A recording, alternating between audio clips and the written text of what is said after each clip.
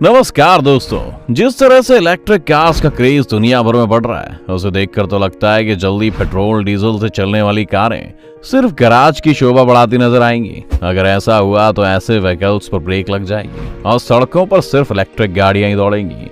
अब जब electric vehicles पर इतनी चर्चा हो ही रही है तो एलॉन मस्क की टेस्ला कार्स को भला कोई कैसे भूल सकता है।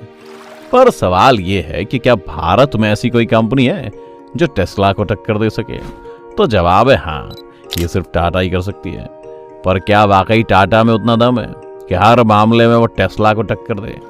आज हम इस वीडियो में टाटा और टेस्ला में कौन बेहतर होगा ये जानने की कोशिश करेंगे। टाटा और टेस्ला की टक्कर देखने से पहले इलेक्ट्रिक व्हीकल क्या है और इसका ओरिजिन कहाँ है ये जान लेते हैं। डिजिटल युग में होने की वजह से आज छोटी से छोटी जानकारी हम तक पहुंच जाती है।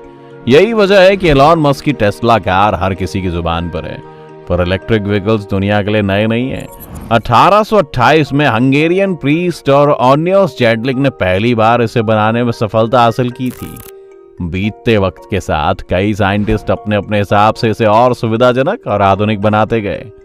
फिर 1881 में फ्रांस के साइंटिस्ट गुस्ताव ट्राउवे ने इलेक्ट्रिक कार को फ्रांस की सड़कों पर दौड़ाया।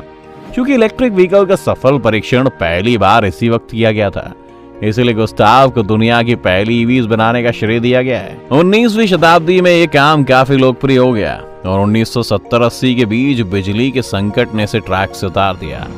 2008 में तेल की बढ़ती कीमतों ने इसे एक बार फिर से ध्यान दिलाया, जिसके बाद से दुनिया भर में इस पर काम करना शुरू कर दिया गया।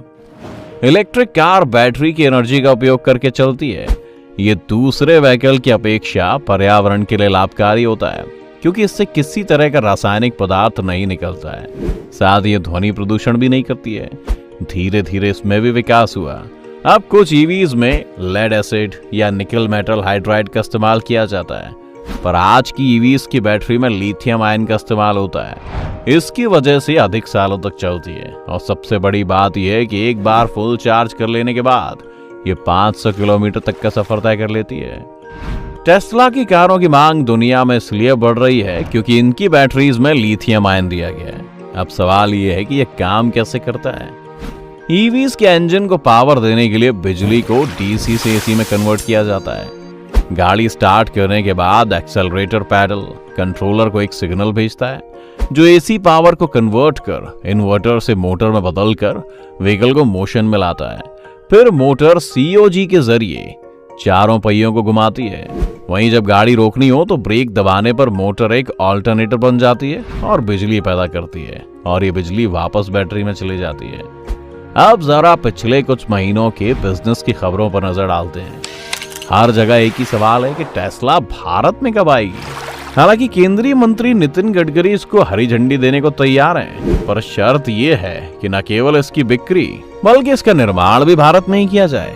पर सवाल यह है कि क्या भारत में वाकई टेस्ला कार की जरूरत है? क्या भारत में ऐसी कारों का निर्माण नहीं हो सकता? इसका जवाब है टाटा। टाटा मोटर्स इस ओर अपना काम भी शुरू कर चुका है। इसके लिए टाटा ने आधिकारिक रूप से संकेत भी दे दिए हैं। टाटा ऐसी कारों को निर्माण में लग भी चुकी है। ईवी को लेकर टाटा की सोच केवल भारत तक ही सीमित नहीं है, बल्कि उनकी यह सोच है कि इंडिया के साथ वो पूरी दुनिया में अपने इस प्रोजेक्ट को कैसे जल्दी से जल्दी हिट करें। इस रेस में टेस्ला सबसे आगे है, क्योंकि ईवी के क्षेत्र में एलॉन मस्क की ईवी टेस्ला ने क्रांति ला दी है। एलॉन मस्क का ही कहना है कि लोगों के दिमाग में बात घर कर गई है कि ईवीज गति और पावर के मामले में पेट्रोल डीजल की गाड़ियों की अपेक्षा काफी पीछे हैं। ईवीज गोल्फ कोर्स या फिर छोटे रूट की यात्रा के लिए ही ठीक है। उस वक्त तक ये माना जाता था कि ईवीज कभी भी पेट्रोल डीजल से चलने वाली गाड़ियों की जगह नहीं ले पाएंगी। पर एलॉन मस्क की जिद ने इस भ्रम को तोड़ दिया, क्योंकि टेस्ला में कई खूबियां हैं जिनमें सबसे अधिक ख्याल गाड़ी की पावर का रखा जाता है। इसमें कई फीचर्स ऐसे हैं जो भविष्य में इस्तेमाल किए जाने हैं।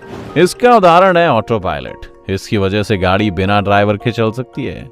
ये गाड़ी की स्पीड, लेन और स्टीयरिंग भी घुमा सकती है। ये टेस्ला ही है जिसकी वजह से दुनिया की कई कार कंपनियों ने इसे रुख कर लिया है।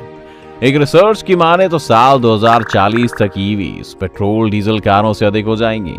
जैसा कि हमने बताया कि टेस्ला इंडिया में आना चाहती है, पर अभी सरकार से उसे मंजूरी नहीं मिल पाई है। फिर भी अगर सब कुछ ठीक हुआ और टेस्ला भारत में आती भी है तो अपनी उम्मीद से काफी कम कमा पाएगी। इसकी वजह इसकी कॉस्ट, क्योंकि उम्मीद की जा रही है कि टेस्ला की कीमत भारत में 60 लाख रुपए से कम नहीं होगी।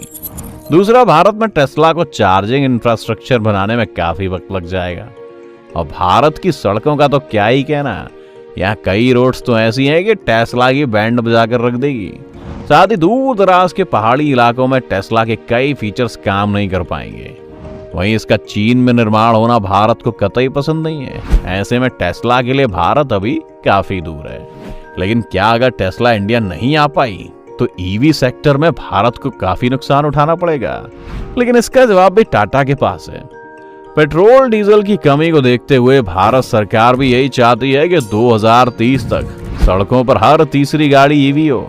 जगुआर और लैंड रोवर को याद कीजिए, जब टाटा ने लॉन्च किया था तो काफी नेगेटिव फीडबैक आए थे, पर टाटा ने इन दोनों ब्रांड्स को स्टैब्लिश कर दिया है। अब टाटा की उसी टीम ने ईवीज के लिए काफी काम किया है।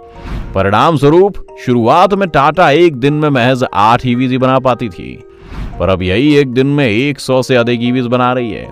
ऐसे में कहना गलत नहीं होगा कि ईवी सेक्टर में टाटा ने अपनी पैठ काफी तगड़ी बना ली है, जिसकी वजह सस्तापन नहीं बल्कि टाटा की मजबूत चार्जिंग इंफ्रास्ट्रक्चर है। फिर भी इंडिया में तो फिलहाल ईवीज के प्रति नीरसता ही है।